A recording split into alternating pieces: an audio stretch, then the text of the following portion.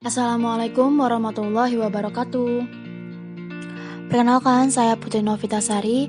Saya mahasiswi dari Universitas Pancasakti Bekasi, Prodi Pendidikan Bahasa Inggris. Di sini saya ingin menerangkan tentang teori perkembangan kognitif. Langsung aja kita mulai. Kecerdasan kognitif yang diuraikan Jean Piaget berlaku terhadap perkembangan yang normal. Untuk itu, modal dasar utama dari setiap peserta didik adalah pengembangan kapasitas yang ada di dalam dirinya.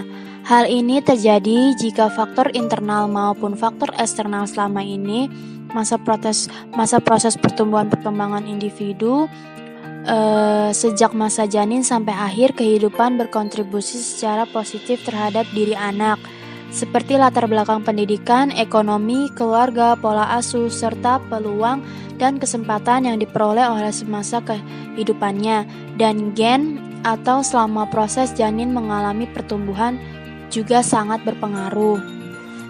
Untuk mengukur kemampuan kognitif seseorang antara lain dapat digunakan dengan melakukan tes inteligensi.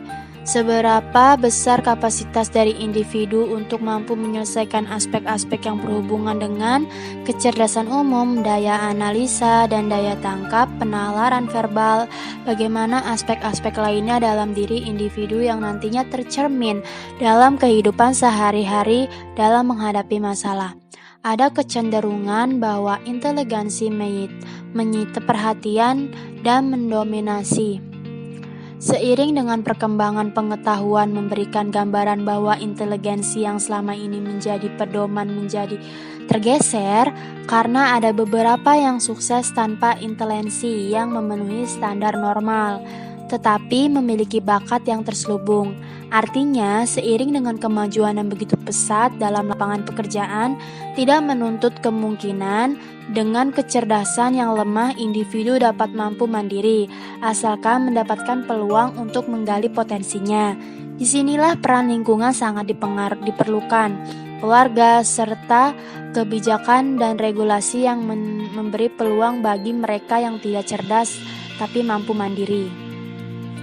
Hasil pemeriksaan psikologis yang dilakukan para psikolog untuk mengukur kecerdasan verbal, kecerdasan performance dengan menggunakan skala Wechsler yang ditunjukkan kepada taman kanak-kanak, yaitu untuk mengukur aspek pengetahuan umum, kemampuan berhitung, logika verbal, dan daya konsentrasi, daya pengamatan kritis, kemampuan sensor motorik, dan pengetahuan bahasa, dan dilakukan dengan menggunakan kriteria tinggi skor 15-20, skor baik dengan nilai 12-14, skor cukup dengan nilai 9-11, skor kurang dengan nilai 6-8, dan rendah 0-5. Jauh di bawah rata-rata, artinya hasil pengukuran aspek ini sifatnya tidak tetap, masih ada peluang mengalami perubahan karena anak ini baru berusia menjelang 6 tahun.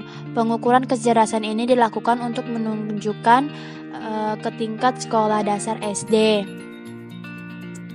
Artinya, kalau ada skor yang rendah seperti motorik atau bahasa verbal, mungkin saja karena kurang bergerak atau kurang stimulasi dan perkembangan bahasanya belum sesuai dengan usianya, dapat dikarenakan tingkat kematangan yang belum optimal. Dengan kata lain, pengukuran aspek psikologis yang diperoleh merupakan hasil yang tidak untuk dijadikan patokan terhadap anak. Setidaknya ada bagian atau aspek dalam diri anak yang perlu diberikan kesempatan untuk mengalami perkembangan dengan mengkondisikan dan memberikan stimulus sesuai dengan usia dan kebutuhan anak. Contoh lainnya dari hasil tes aspek-aspek yang diukur untuk siswa SMA dalam rangka saran studi lanjut yang menjadi perhatian aspek kecerdasan seperti taraf kecerdasan, daya tangkap dan daya analisa sintensa, daya abstrak dan daya ingat. Sedangkan aspek sikap kerja menjadi perhatian dalam ketelitian, ketekunan, kecepatan kerja dan prestasi kerja. Sedangkan untuk kepribadian yaitu kemandirian, keadaan, emosi, penyesuaian diri, sikap sosial, kepercayaan diri, inisiatif, dinamika atau aktivitas, motif berprestasi, kesabaran, toleransi, dan rasa bertanggung jawab. Saya rasa segitu aja pemaparan saya mengenai teori perkembangan kognitif. Kurang lebihnya mohon maaf. Wassalamualaikum warahmatullahi wabarakatuh.